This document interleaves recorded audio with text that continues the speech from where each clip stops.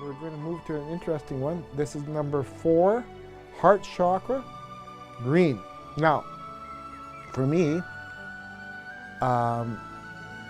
this one was a little trickier one. It's always been a tougher one for me because I was a mind and a guts person, being. And for example, Ajush Chanti has done some beautiful discourses about waking through the mind, the heart, and the guts. And he said that people traditionally do a lot of work on the mind and the heart, but not enough on the guts. I worked mind, and then I spent a lot of time on guts, but I never released my heart. And so this is why I did a lot of work in non-dual circles for quite some time, but people did not really trust me because they could feel the intensity of the energy, they could feel the power and the vastness of transcendentness, but they didn't feel the love. They didn't feel the love coming from me. And so that means then my energy, people couldn't trust it. It's not, we need heartfelt, vulnerable, broken-hearted love. Our heart chakra needs to be opened up. And I always shied away from that because I actually think it's only come in the last little while. It's only actually come in the last few weeks because I accepted all my past lives. So it's through acceptance of all my past lives that I could truly love myself. I'm not saying myself, I wouldn't use that, like I could truly love because I actually accepted my past, my journey. If I can't love who I am, how can I love anybody else? And so I had trouble. There was stuff I didn't want to accept. So, and as I said, sometimes the hardest part is to accept the good stuff, because the doubting mind, the mind is a doubter. And also what could happen is I had the experience of the siddhas all appearing spontaneously. But if you let doubt get in there, doubt can destroy the siddhas. It can destroy natural abilities arising, because the one thing that you don't need when you're working like psychically, remote healing wise, clairvoyance, all that different stuff, if you get the doubting mind in there, what happens to your so-called skills? See, I made the mistake, I've heard so much about the ego-ness involved in those areas opening up. I didn't realize, but they can be very helpful to people. They can, because you can be so stuck. Then you have one session with someone who's very opened up at that level, and they can help you accelerate like stuff you've been stuck with for 10 years. So, what I'm saying though is that the heart center is very, very, very important, because it is the love of all existence. It's the love of this beautiful cosmos. It's the love of the eagle I just saw. All the deer that just let me run right by them. 4 raccoons that I just saw on the road like a week ago, like driving Naramata. All the beautiful animals, all the plants, all this gorgeous earth, the beautiful mountains, and we're riding in Naramata. The transcendent lake is so radiant. This is just such an existence. I think I actually had my experience of seeing my first alien. This is about a month ago. I was shocked. I went, I was actually blown away. And I think actually other existences are quite jealous of what we got going on Earth.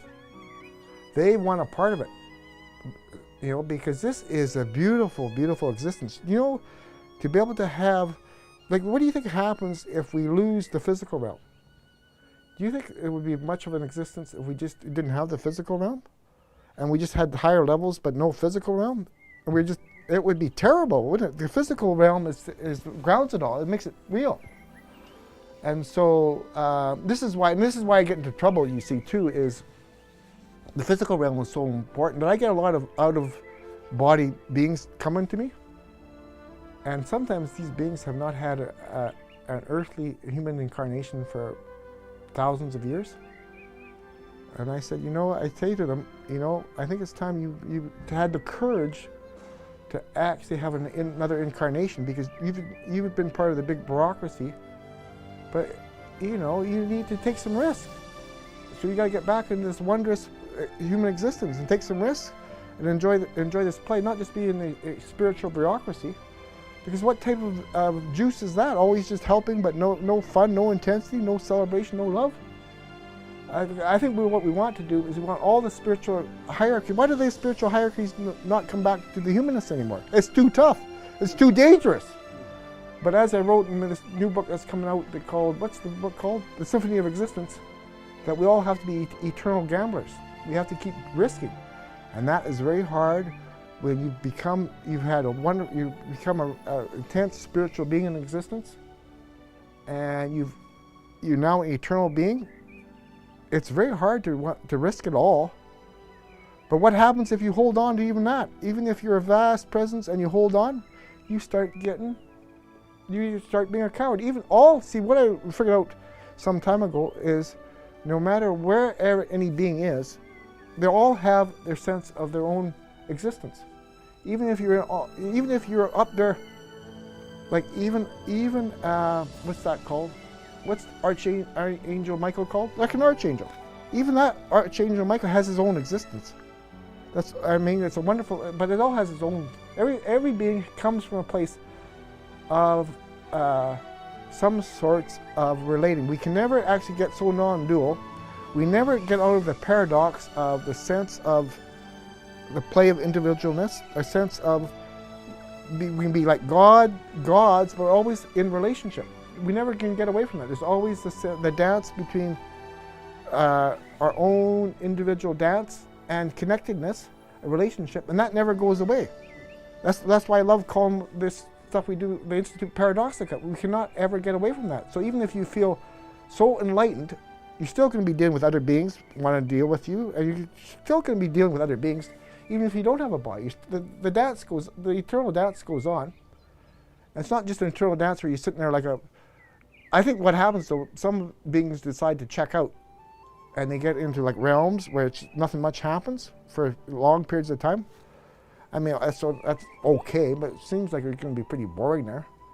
I mean, you're in there for thousands of years, you're not doing very much. It sounds like a pretty boring existence after a while. La land. You can't even go for your Friday night beer. So what I'm saying though is the heart thing is essential. Our love of existence, our love of life, our love of beings. But we can escape. Like what we can do is we escape. We escape out of that and we don't pay attention. Even something like gardening. Gardening and having your little gardens, that's very huge. And I always never cared because I was too busy, trotting off into the cosmos. But we have a precious existence and we need to pay attention. And now we won't get into this climate change. Like this is all, do you realize in Alberta, we've had newspapers that up till about 2 years ago denied that climate change existed. We have even political parties that actually have that platform that it's all sham, it should just be oil money. So it's just crazy what goes on. So I think lots of females have very much blown wide open hearts. They're taking care of families and taking care of kids. That's all very huge, and teaching and education is all huge. Anyways, but people get this level. Man, I didn't get it because something was absent. Because I didn't love my own soul trajectory. I don't like saying I love myself because when I look these days, I don't see a self. I just see the vastness of existence. But we have to understand our own pathways and go through. I had to go through everything, every little thing, and go through it all. Okay, so that's green. That's our heart center.